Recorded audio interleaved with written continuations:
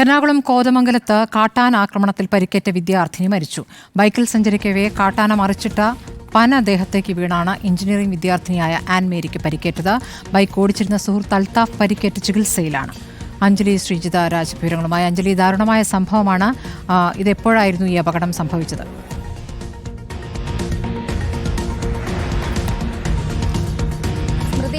ഇന്ന് ഏകദേശം വൈകിട്ട് 6 മണിയോടെ ആയിരുന്നു സംഭവം നടന്നത്. അതായത് ഇവർ ഈ നേര്യമംഗലം റൂട്ടിലൂടെ ബൈക്കിൽ വന്നുകൊണ്ടിരിക്കുകയായിരുന്നു. അതായത് ആൻമേരിയും അൽത്താഫും.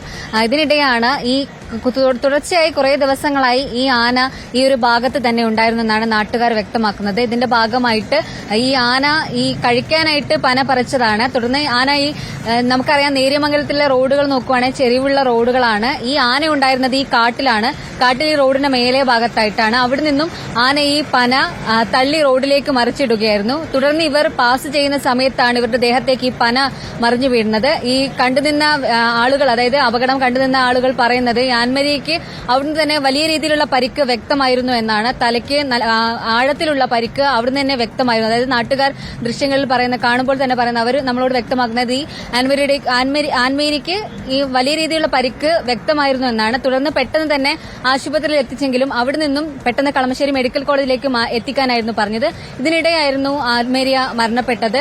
ആൻമേരിയുടെ സുഹൃത്തായിട്ടുള്ള അൽത്താഫ് ഇപ്പോഴും കോതമംഗലത്തുള്ള ആശുപത്രിയിൽ തന്നെ തുടരുകയാണ്. ഈ ഭാഗങ്ങളിൽ, അതായത് കഴിഞ്ഞ കുറച്ച് നാളുകൾക്ക് മുൻപേ ഈ ഭാഗത്തായിരുന്നു ഒരു വീട്ടമ്മ ഇത്തരത്തിൽ ആനയുടെ ചവിട്ടേറ്റ് മരണപ്പെട്ടത്. ഈ ഭാഗത്ത് തന്നെയാണ് തുടർച്ചയായി ഇത്തരത്തിലുള്ള ആനയുടെ ആക്രമണങ്ങളും, കൂടാതെ ആന സ്ഥിരമായി സഞ്ചരിക്കുന്ന ഒരു മേഖലയാണ്. ഇവിടെയാണ് ഈ ഒരു ദാരുണമായ സംഭവം നടന്നിട്ടുള്ളത്. രണ്ടുപേരും എഞ്ചിനീയറിംഗ് വിദ്യാർത്ഥികളാണ്. ഇവർ ഈ നേര്യമംഗലം റൂട്ടിലൂടെ വരുമ്പോഴായിരുന്നു, അതായത് ഈ ഭാഗത്ത് ഈ ആന സഞ്ചരിക്കുന്നുണ്ട്, അല്ലെങ്കിൽ ആനയുടെ ആക്രമണം ഉണ്ടാകുന്ന മേഖലയാണെന്ന് ഇവർക്കറിയില്ല. ഇതിന്റെ ഭാഗമായിട്ടാണ്. പക്ഷേ നാട്ടുകാർ വ്യക്തമാകുന്നത് 3-4 ദിവസമായി ഈ ആന ഈ ഭാഗങ്ങളിൽ തന്നെ ചുറ്റിപ്പറ്റി നടക്കുന്നുണ്ട്. ഇതിന്റെ ഭാഗമായിട്ട് നാട്ടുകാർ തന്നെ വലിയ രീതിയിലുള്ള പ്രതിഷേധവുമായിട്ടൊക്കെ ഈ വനംവകുപ്പ് ഉദ്യോഗസ്ഥരെ ബന്ധപ്പെടുന്നുണ്ട്. പക്ഷെ അവരിൽ നിന്നൊന്നും കൃത്യമായിട്ടുള്ള ഒരു ഇടപെടൽ ഉണ്ടാകുന്നില്ലെന്നും നാട്ടുകാർ പരാതിപ്പെടുന്നുണ്ട്.